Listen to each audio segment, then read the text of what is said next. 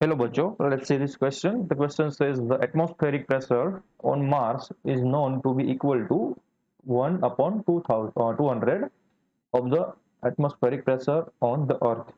The diameter of Mars is approximately equal to half the Earth's diameter, and the densities rho e and rho m of the planets are 5.5 into 10 raised to 3 kilogram per meter cube and 4 into 10 raised to 3 kilogram per meter cube. Determine the ratio of the masses of the Martian and the Earth's atmosphere. तो हमारे पास Mars and earth की details given है, उसका atmospheric pressure given है, उसकी densities given है and उसकी diameter given है। तो हमें बताना है कि जो एटमॉस्फेयर है, ठीक है, उसका जो मास होता है मार्स पर एंड अर्थ पर, उन दोनों का रेशियो क्या होगा वो हमें बताना है। तो हम इस प्रॉब्लम में जो की कंसेप्ट यूज करने वाले हैं वो होगा फॉर्मूला ऑफ डेंसिटी, प्रेशर, ठीक है, एंड ग्रेविटेशनल एक्सेलरेशन।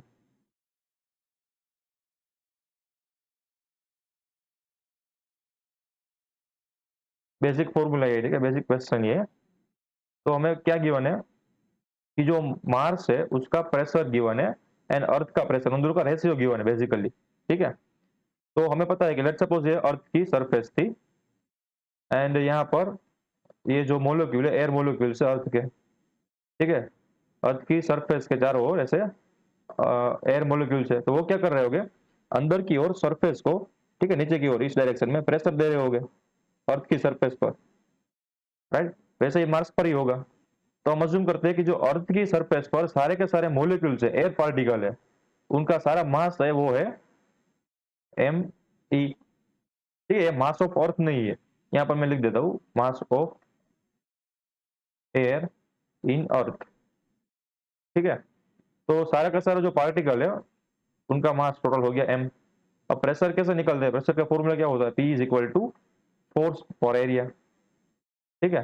तो टोटल फोर्स कितना होगा, टोटल फोर्स यानी कि अर्थ की सरफेस पर ये जो एयर पार्टिकल है वो कितना फोर्स लगाएगा, तो उसका वेट जितना, ठीक है, यानी कि mass of air of earth, ठीक है, into gravitational acceleration of earth upon area of the अर्थ, ठीक है। ये जो सारे पार्टिकल है वो कितने एरिया पर फोर्स लगा रहा है, तो पूरा का पूरा ये जो स्फीयर है ना, अर्थ तो स्फीयर है, तो पूरे के पूरे स्फीयर के एरिया के ऊपर फोर्स लगा रहा है। तो स्फीयर का एरिया क्या होता है, 4πr², ठीक है।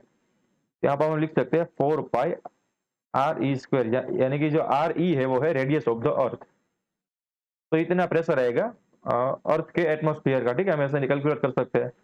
एंड सेम हम प्रेशर ऑफ मार्स को पीएम से रिप्रेजेंट करेंगे, तो यहाँ पर क्या आएगा, mass of air particles on Mars, ठीक है, into gravitational acceleration of Mars upon area of the surface of the Mars, जो कि होगा 4πrm²।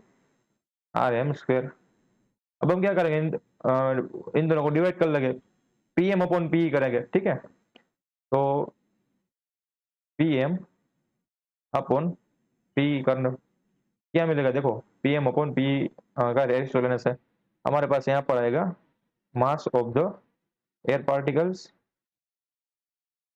Of Mars times gravitational acceleration of Mars divided by 4πrm² upon mass of air particle of earth times gravitational acceleration of earth upon 4πre², ठीक है। तो यहाँ से ये 4π cancel out हो जाएगा, तो हमारे पास जो फाइनल यहाँ पर मिलेगा वो मिलेगा। अब मैं यहाँ पर एमएम भी अब लिख सकता हूँ, ठीक है। आई होप आपको समझ में आ गया होगा एमएम का मतलब क्या होगा। मैं एयर को यहाँ से अब निकल रहा हूँ, यहाँ पर बचेगा जीएम अपॉन एम ई, ठीक है। अर्थ का मास नहीं है ये, मास of the air in the earth atmosphere, इसलिए मैंने एम ई लिखा है, टाइम्स जी एंड फर्दर यहाँ पर मल्टीप्लाई होगा आर ई का स्क्वायर अपॉन आर एम का स्क्वायर, ठीक है।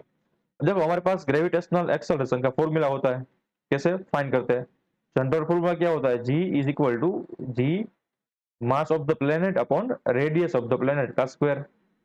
ठीक है, तो यहाँ पर हम लिख सकते हैं अर्थ के लिए यहाँ पर आएगा मास ऑफ द अर्थ। अब यहाँ पर मैं कैपिटल एम से डिनोट कर रहा हूँ मास ऑफ द अर्थ से, यानी यहाँ पर आएगी रेडियस ऑफ द अर्थ।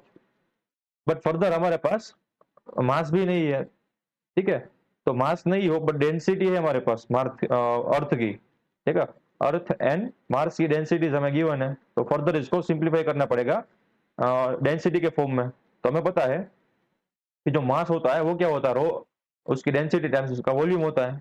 ठीक है, तो हम फर्दर यहाँ पर लिख सकते हैं, मैं नीचे लिखता हूँ एंड यहाँ पर साइड में डिनोट कर देता हूँ। ठीक है, हमने क्या किया, mass can be given by rho upon V, sorry rho into V. ठीक है, रो इंटू वी, तो rho times V for volume of the sphere, तो वो क्या होता है 4/3 πr³।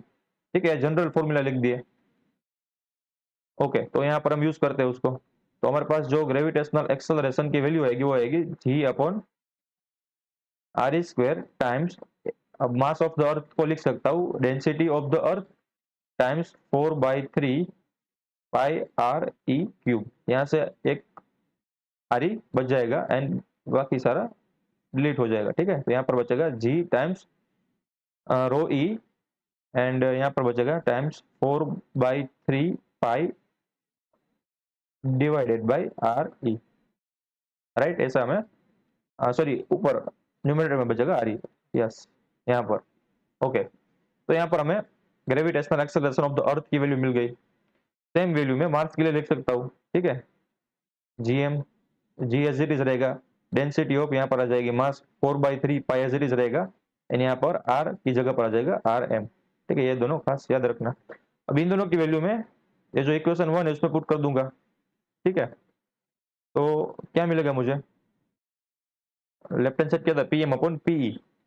ठीक है, तो P M upon PE is equal to क्या है, M M upon M E, small M upon small M E times gravitation, मैं रेडियस को लिख देता हूँ यहाँ पर आर ई का स्क्वायर अपॉन आर एम का स्क्वायर। ओके, अब है जी एम अपॉन जी, तो जी एम की वैल्यू क्या है, ठीक है, जी रो एम 4/3 π, यहाँ पर आएगा G times rho M times 4/3 times pi times R M and divided by है जीई, यानी कि gravitational acceleration of the Earth, उसकी वैल्यू है G times rho E times 4/3 π times R E. ठीक है, तो यहाँ से देखो आर ई स्क्वायर से पावर कैंसिल आउट हो रही है, यहाँ से भी आर एम से कैंसिल आउट हो रही है, 4/3 π कैंसिल आउट, ये जी से जी कैंसिल आउट हो गया। राइट, हमें निकालना है ये रेशियो, तो इसको अकेला बना देते हैं। यहाँ पर क्या बचेगा, mass M M upon M E is equal to, यहाँ पर था P M upon PE times R M upon R E and further क्या बचा, रो ई अपॉन रो एम। सारी की सारी की वैल्यू हमें गिवन है। देखो रेडियस की वैल्यू इनडायरेक्टली गिवन है, ठीक है, यहाँ पर मैं लिख देता हूँ रेडियस की वैल्यू में इनडायरेक्टली गिवन है। वो मैं बताया है कि जो डायमीटर है ना, डायमीटर के फॉर्म में गिवन और कुछ नहीं, diameter of Mars is equal to diameter earth divided by 2, ऐसा हमें क्वेश्चन में गिवन है। तो यहाँ से रेडियस का रिलेशन कैसा निकलेगा, तो रेडियस भी आधी होगा ना, मार्स की रेडियस होगी वो अर्थ की रेडियस से आधी होगी, ऐसे इन दोनों का रेशियो क्या आएगा, R E upon R M क्या आएगा, 1/2। ठीक है ना, R E upon sorry R M upon R E, R M upon R E is equal to 1/2। ठीक है, बाकी सारी वैल्यू हमें गिवन है, तो यहाँ से क्या लिख सकते हैं, पी अपॉन पी, ठीक है, पी एम अपॉन पी, यानी कि pressure at Mars and pressure at Earth का रेशियो में गिवन है 1/2000, यानी कि जो अर्थ पर मास है वो 200 ज्यादा है। ठीक है, 2000 नहीं 200 ज्यादा है, तो पी एम अपन पी क्या हमें गिवन है 1/200।